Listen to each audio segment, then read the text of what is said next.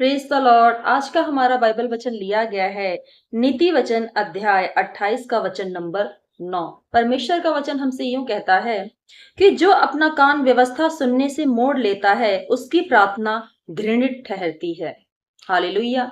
मेरे प्यारे मसीह भाई बहनों, वचन कहता है कि यदि कोई भी परमेश्वर की व्यवस्था सुनने से अपने कानों को परे हटा लेता है तो परमेश्वर उसकी प्रार्थना को नहीं सुनते हैं। व्यवस्था सुनने के लिए हमें क्यों कहा गया है? व्यवस्था क्या है?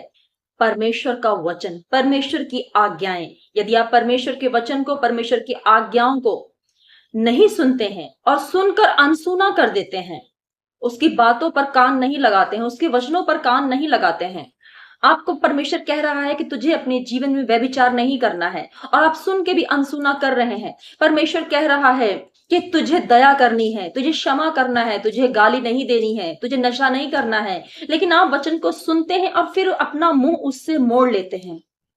आप वचन को सुनते तो हैं लेकिन उसे अनसुना कर देते हैं और आप फिर सोचते हैं कि परमेश्वर मेरे ऊपर दया दिखाएगा। आप सोचते हैं कि मैं तो संगति भी करता हूं, मैं तो बाइबल भी पढ़ता हूं, परमेश्वर मेरी प्रार्थना का उत्तर क्यों नहीं दे रहा? तो मेरे प्यारे मसीह भाई बहनों, वचन हमें ये कहता है कि यदि आप उसके वचनों से अपने कानों को हटा लेते हैं तो परमेश्वर ऐसे लोगों की प्रार्थना का उत्तर नहीं देता है। यदि आप वचन को सुनेंगे, मन लगाएंगे, उसका भय आपके अंदर आएगा और आप पाप का जीवन छोड़ेंगे। आपको पवित्र आत्मा बताएगा कि क्या आपको करना है, क्या नहीं करना है, आपको कैसा जीवन जीना है जो यहोवा परमेश्वर को प्रसन्न कर सके।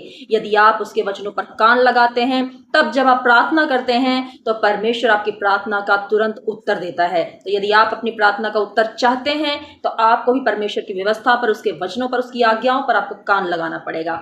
आमीन। God bless you all.